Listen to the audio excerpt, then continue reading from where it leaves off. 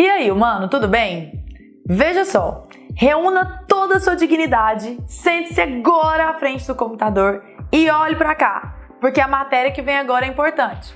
O professor Bruno vai chegar falando sobre antropoceno. Sabe nem o que é isso, né? Precisa aprender. Vamos acompanhar agora a aula conosco sobre aquecimento global nesse importante momento pelo qual nós estamos passando agora, chamado de antropoceno. Bora?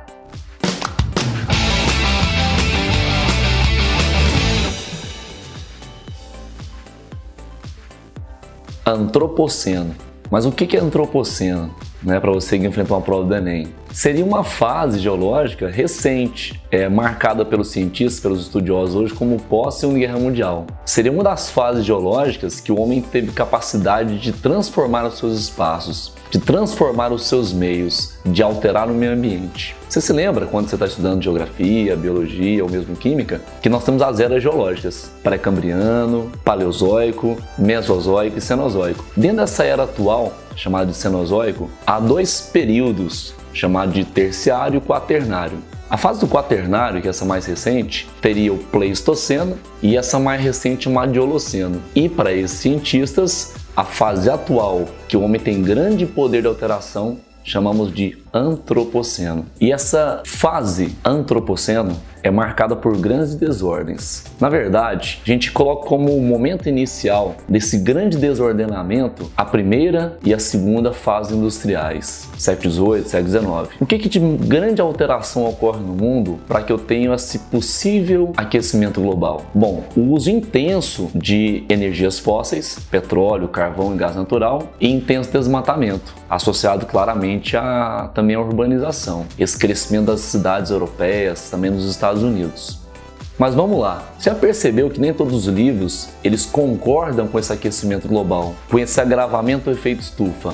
Opa, para aí! Você nunca vai colocar numa prova ou vai de repente julgar um item o efeito estufa como sendo algo ruim para tudo. O efeito estufa, como você sabe, é uma propriedade natural que a Terra tem de guardar uma parte do calor que a Terra recebe do Sol por meio de gases que tem essa função, destacadamente o vapor de água, o dióxido de carbono e o metano. O grande problema está no agravamento desse problema. Essa potencialização dos gases de efeito estufa é que gera o agravamento do efeito estufa, consequentemente o tão falado aquecimento global. Ficou claro para você, né? Se é que esse problema realmente existe, essas grandes alterações no macroclima global, nesse grande ecossistema que é a Terra, isso não é consensual, devemos buscar então soluções para isso. Tudo começa na década de 70, quando a ONU, essa entidade multilateral, supranacional, de caráter diplomático, tenta destacar quais são os problemas, como é que se resolveria isso. Começa então a era dessa ecodiplomacia. O que seria ecodiplomacia? São as decisões políticas que interfeririam no meio ambiente, se possível positivamente. Mas a primeira grande reunião da ONU em 72, em Estocolmo, na Suécia, não deu grandes resultados. Eis que alguns anos mais tarde, a ONU encomenda um estudo chamado Nosso Futuro Comum, que foi coordenado pela norueguesa Gro Harlem Brundtland. Por isso esse documento pode ser chamado também de o Relatório Brundtland. O que foi a grande coluna vertebral desse documento? Uma proposta chamada Desenvolvimento Sustentável. E essa coluna vertebral de ecodiplomacia ela foi então discutida e apresentada na Rio 92, a Conferência da ONU para o Meio Ambiente, em 1992 no Rio de Janeiro. Dessa convenção surgiria a chamada Agenda 21. E na Agenda 21 há algumas convenções, como a Convenção de Biodiversidade, como a Convenção do Uso de Florestas e a Convenção, anota aí, sobre mudanças climáticas.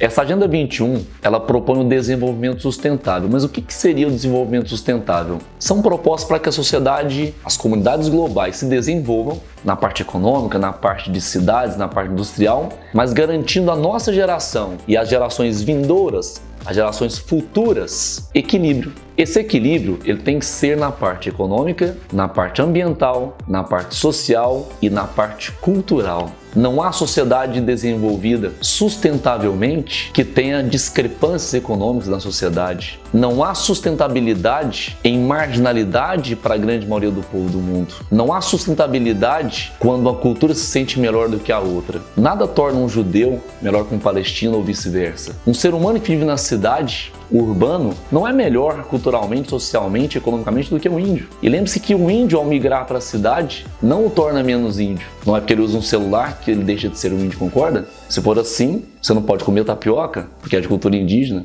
não é? Então essas garantias são a sustentabilidade. E essas propostas sustentáveis, elas permeiam hoje as discussões sobre o aquecimento global, ou melhor, para evitá-lo. Bom, vamos lá. A partir das convenções de mudanças climáticas, propostas lá no Rio de Janeiro em 92, em 97 teve uma reunião na cidade de Kyoto, no Japão. A COP número 3, a Conferência das Partes número 3. E lá nasceu, já sacou, já sei que você já sabe a resposta, isso mesmo, o Protocolo de Kyoto. Esse protocolo de Kyoto tinha por principal objetivo a redução das emissões dos gases de efeito estufa, destacadamente o CO2 e o CH4, como você bem sabe. Só que houve um entrave. A principal nação do mundo naquela época que produzia poluentes, os Estados Unidos da América, não concordaram em obter tais metas obrigatórias, mas tem uma justificativa para isso. Não é do nada que isso surgiu. É porque os países emergentes, como é o caso da China, Brasil, a Índia, não tinham naquela ocasião metas obrigatórias, o que travou o processo. Resultado, concluindo, esse protocolo de Kyoto não deu grandes resultados, por mais que a ideia seja muito boa. Finalmente, em 2014, os Estados Unidos e a China conseguem fazer um acordo de que eles teriam então metas a serem cumpridas para reduzir as suas emissões. Tchan! Beleza. Isso que levou então, no ano de 2015, a ter a COP21, a Conferência das Partes número 21, na cidade de Paris, na França. E lá nascia uma metamorfização do protocolo de Kyoto, com a adesão de muitos países. Ou seja, finalmente o mundo teria uma meta para a redução desses gases. Porém, em 2017, com a eleição do presidente Donald Trump, os americanos saem do acordo e de novo colocam em xeque esse acordo tão eficiente, tão promissor. Professor Bruno, mas como que os países eles podem contribuir com essa redução dos gases de efeito estufa e evitar um colapso, se é que ele realmente existe? Bom, as principais iniciativas eficientes realmente seria nós mudarmos a matriz de transporte, que consequentemente muda a matriz energética. A gente deve fugir das matrizes energéticas cuja fonte primária seja as fontes fósseis, as mais poluentes, e migrarmos para as fontes alternativas. Anote aí. As fontes alternativas são aquelas menos poluentes ou não poluentes. A exemplo do etanol, do biodiesel, que poluem menos que o petróleo, ou até as fontes elétricas, que têm fontes como a solar ou eólica, seria interessante. São boas propostas. O outro formato são fábricas menos poluentes. Algumas delas usariam, por exemplo, filtros ou catalisadores. Mas no que toca os países emergentes ou alguns países tropicais, o principal formato para contribuir com esse acordo do clima seria a redução do desmatamento. E até um outro formato que eu acho muito interessante para a sua prova é nós produzirmos reflorestamento. E aí entra num mercado que você conhece muito bem, o chamado mercado dos créditos de carbono. Como é que ele funciona? Se os países que têm metas obrigatórias, eles poluírem um pouco mais do que eles poderiam naquele ano, eles gerariam para cada tonelada de gás carbônico ou gás equivalente um crédito de carbono. Esse crédito de carbono, ele é repassado aos países que possam sequestrar esse carbono ou que deixarem de emitir, negociando uma compensação ambiental. E é aí que o Brasil entra. E é aí que o Brasil pode ter grande participação. Lembrando que o Brasil é um dos signatários desse Acordo do Clima de Paris e também era do Acordo de Kyoto, beleza? A Política Nacional sobre Mudança do Clima oficializa o compromisso do Brasil em reduzir as suas emissões de gás de efeito estufa em 37% até 2025 e em 43% até 2030. Quais são as propostas que levam o Brasil a tentar cumprir essas metas? 1. Acabar com o desmatamento ilegal. 2. Restaurar 12 milhões de hectares de florestas. 3. Recuperar 15 milhões de hectares de pastagens degradadas. 4. Integrar 5 milhões de hectares de lavoura, pecuária e florestas um sistema consorciado. E 5. Garantir que quase metade das suas fontes de energia sejam de fontes renováveis. Então nós esperamos muito que esse Acordo do Clima de Paris entre em vigor e que nos dê bons resultados. Tanto os países desenvolvidos com as suas práticas, quanto os países emergentes desenvolvendo-se, mas desenvolvendo de maneira sustentada. Esta nós esperamos. Então, aluno, candidato querido, humanamente, prepare-se, leia. Fique agora com a professora Lara, que vai te dar todas as garantias de uso desse tema em uma redação. Larinha, é com você. Olá, humano querido, tudo bem?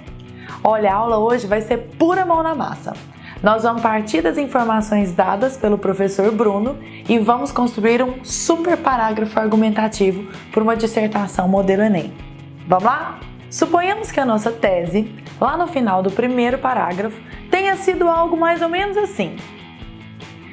É preocupante a influência que o homem tem exercido sobre a natureza durante o atual período, cientificamente denominado de Antropoceno.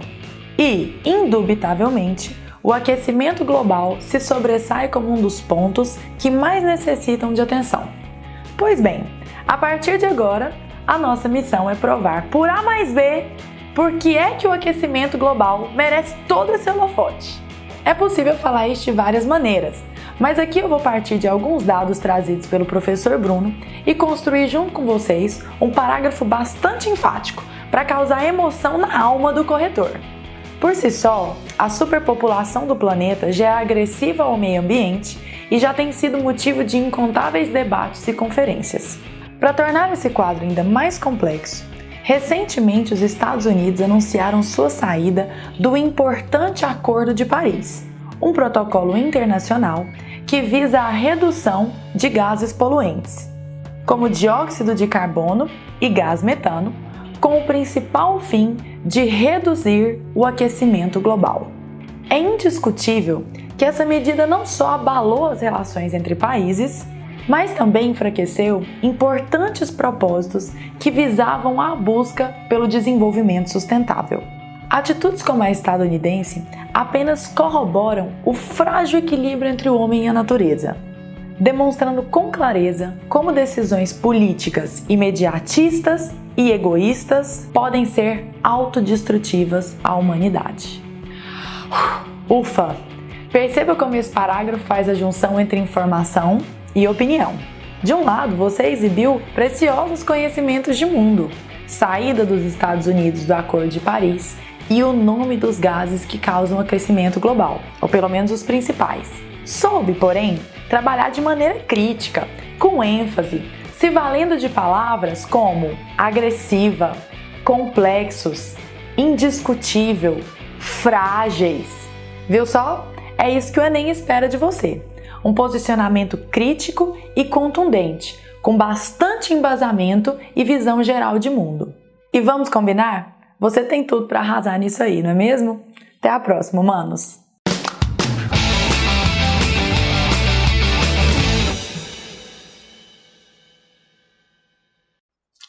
Valeu, Leandrão. É nóis. Tá gravando. Na paradinha. Paradinha.